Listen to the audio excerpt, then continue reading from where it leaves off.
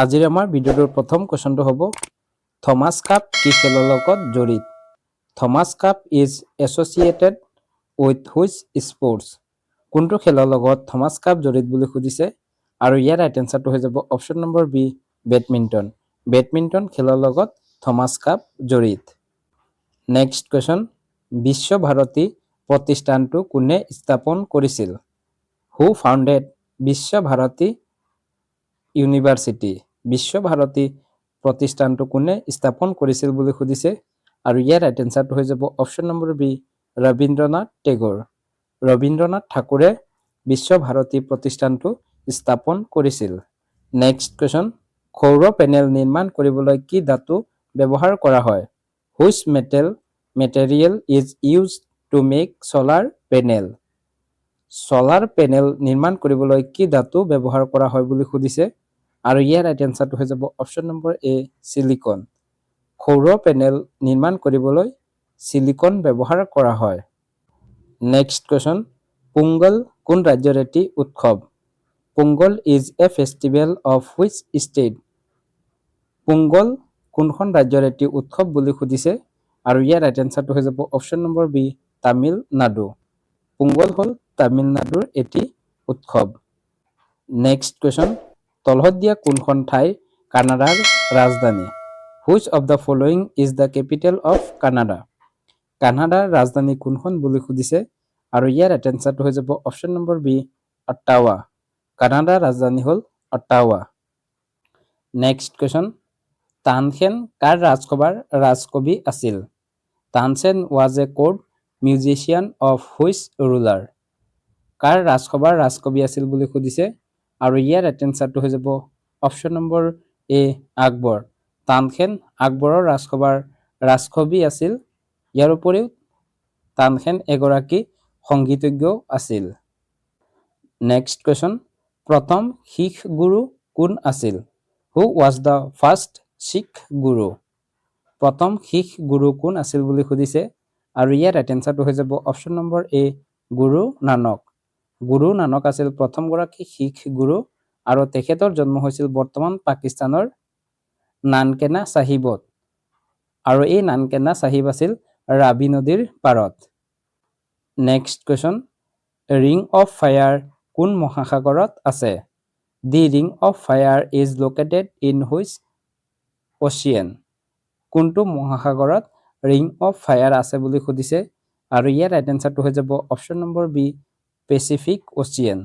প্ৰশান্ত মহাসাগৰত ring of fire অৱস্থিত।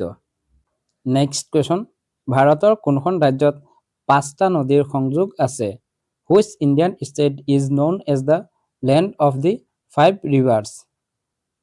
ভাৰতৰ কোনখন ৰাজ্যক লেণ্ড অফ দি 5 ৰিভাৰ্ছ বুলি জনা যায় আৰু ইয়াৰ ৰাইট এনচাৰটো হৈ যাব অপশ্যন নম্বৰ বি পাঞ্জাৱ। পাঞ্জাৱক ভাৰতৰ পঞ্চনদীৰ দেশ বুলি কোৱা হয়।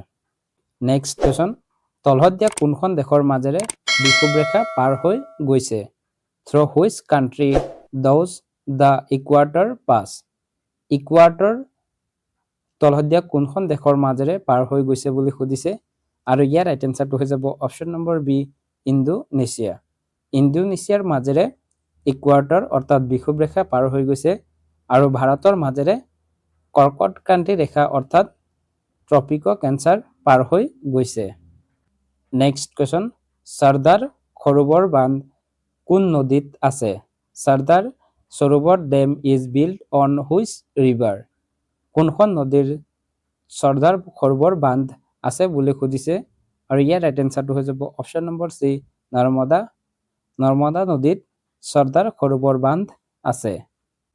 নেক্সট কুৱেশ্যন, ছুইজাৰলেণ্ড কোন মহাদেশত আছে? Switzerland is in which continent? কোনখন মহাদেশত ছুইজাৰলেণ্ড আছে বুলি সুধিছে আৰু ইয়াৰ ৰাইট এনচাৰটো হৈ যাব অপশ্যন নম্বৰ বি ইউৰোপ।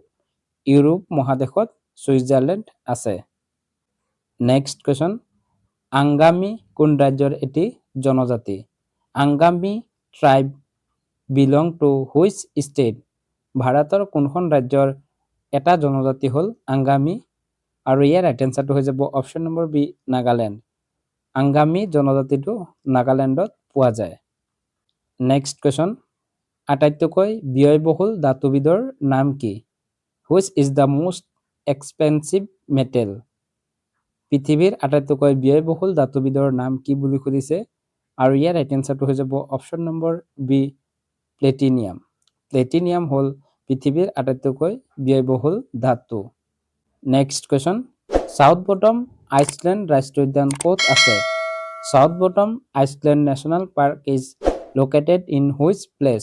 কোনখন ঠাইত South Button Island National Park আছে বুলি সুধিছে আৰু ইয়াৰ ৰাইট এনচাৰটো হৈ যাব option number B Andaman and Nicobar island. Andaman আৰু নিকোবৰ দ্বীপপুঞ্জত সাউথ বটম আইচলেণ্ড ৰাষ্ট্ৰীয় উদ্যানখন আছে আৰু এই ৰাষ্ট্ৰীয় উদ্যানখন হ'ল ভাৰতৰ আটাইতকৈ সৰু ৰাষ্ট্ৰীয় উদ্যান। নেক্সট কুৱেশ্যন, ভাৰত আৰু শ্ৰীলংকাক পৃথক কৰা প্ৰণালীটোৰ নাম কি? What is the name of the straight ছেপাৰেটিং India and Sri Lanka? Bharat আৰু শ্ৰীলংকাক পৃথক কৰা প্ৰণালীটোৰ নাম কি বুলি সুধিছে আৰু ইয়াৰ ৰাইট এনচাৰটো হৈ যাব অপশ্যন নম্বৰ এ পক state.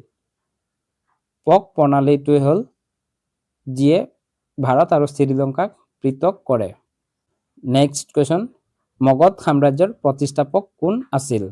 Who was the founder of the Magadha empire? Magadh সাম্ৰাজ্যৰ প্ৰতিষ্ঠাপক কোন বুলি সুধিছে আৰু ইয়াৰ ৰাইট এনচাৰটো হৈ যাব option number A Bimbisara. Bimbisara আছিল মগধ সাম্ৰাজ্যৰ ফাউণ্ডাৰ। নেক্সট কুৱেশ্যন, ভাৰতৰ আইনষ্টাইন বুলি কাক জনা যায়? Who is known as the Einstein of India? ভাৰতৰ আইনষ্টাইন বুলি কাক জনা যায় বুলি সুধিছে আৰু ইয়াৰ ৰাইট এনচাৰটো হৈ যাব option number C Nagarjuna. নাগা অৰ্জুনাক ভাৰতৰ আইনষ্টাইন বুলি জনা যায়। নেক্সট কুৱেশ্যন, ভূমিকম্পৰ তীব্ৰতা জোখা যন্ত্ৰবিধৰ নাম কি? What is the instrument use to measure earthquake intensity? ভূমিকম্পৰ ইণ্টেনচিটি জুখিবলৈ কি যন্ত্ৰ ব্যৱহাৰ কৰা হয় বুলি সুধিছে আৰু ইয়াৰ ৰাইট এনচাৰটো হৈ যাব অপশ্যন নম্বৰ ডি মাৰ্চেলি স্কেল। মাৰ্চেলি স্কেলৰ সহায়ত ভূমিকম্পৰ তীব্ৰতা জোখা হয়। এইখিনিতে আপোনালোকে এটা কথা মনত ৰাখিব, ভূমিকম্পৰ মাত্ৰা কোনটো যন্ত্ৰৰ সহায়ত জোখা হয় যদি সোধে তেতিয়াহ'লে হ'ব ৰিখটাৰ স্কেল।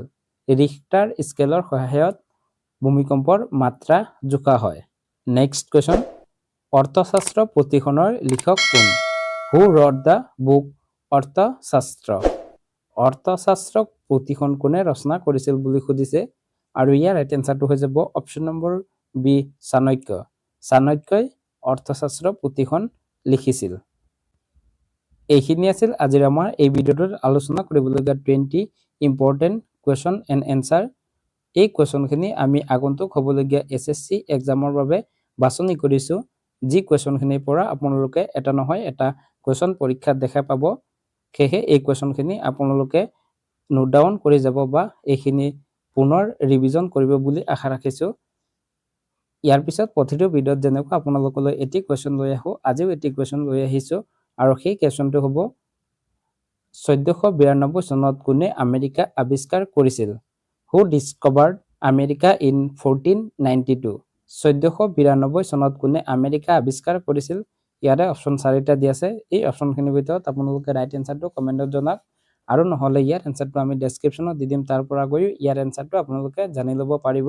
ভিডিঅ'টো চাই যদি ভাল পায় তেতিয়াহ'লে ভিডিঅ'টোত এটি লাইক কৰি দিয়ক আৰু আমাৰ চেনেলটো যদি এতিয়ালৈকে ছাবস্ক্ৰাইব কৰা নাই তেতিয়াহ'লে চেনেলটো ছাবস্ক্ৰাইব কৰি ৰাখিবলৈ অনুৰোধ জনাইছোঁ। ভিডিঅ'টো শেষলৈ চোৱাৰ বাবে ধন্যবাদ। জয় আই অসম।